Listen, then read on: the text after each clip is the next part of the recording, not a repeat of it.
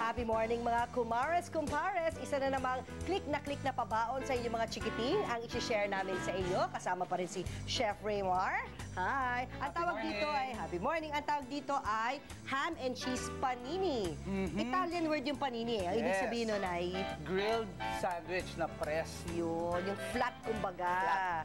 Meron lang tayong keso, meron tayong konting butter, mayonnaise, ham, at saka tinapay. Kailangan natin lagyan ng konting mantika to. Yan. Yung ating griller. Oo, then yung tinapay natin, lalagyan lang natin, mamitin ng Butter. mayo. Mayo. Okay. Mayonnaise. Both, sides? Both sides para mas maigi, mas masarap, mas maraming mayo. Sige, chef, tigisa tayo. One each side. Yan. Talaga ang sandwich, parang kapareho na ng, kaparehas niya talaga yung mayo.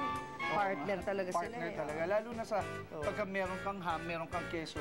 Talagang dapat yung mayonnaise. Oo. Tapos? Then, lalagyan na natin ang ating ham. Ito ay cooked ham na po ito. Okay. Tapos, cheese. Okay. Cooked ham na siya, kaya hindi nyo na kailangan lutuin tong ham natin. Yan lang. Yun.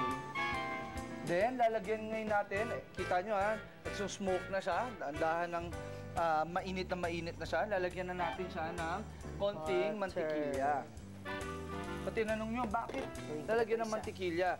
Kasi itong mantikilya po na ito, ang tutulong dun sa pag-brown o yung caramelization na tinatawag na pagsunog ng konting asukal dun sa ating tinapay. Okay. Yan, makikita nyo, huminto na yung nagbabubbles doon. Pwede na natin ilagay ngayon yung tinapay natin. Yun. Pagka hindi nyo linagyan ng konting mantika ito, ang mangyayari doon sa ating butter, masusunog siya agad. So, kailangan nyo lagyan ng konting mantika para makatulong doon sa hindi pagsunog ng butter. So, ito na, mga kumare, yung part na gagawin yung malapanini. Yan. Ang inyong ordinary looking tasty bread. Pagbigay lang ng konting pressure. And yung pagbigay mo ng pressure na yan, masarap yan eh. Pagka kinakain mo, parang intact yung mga laman sa loob. Saka hindi parang, ay, puro tinapay naman to, walang laman. At least yung pagkagat mo, ay, maraming laman. Ayan, no? Yun. See, press sandwich. Ang bilis lang, diba? Tada! In fact, ito, naka-ready na po ang aming mga, ipapabaon sa inyong mga anak.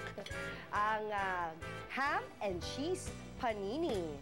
So, abangan nyo, marami pa kaming isi-share ng mga pabaon recipes dito lang sa Good Morning Club. Okay, ito, slice ko na to.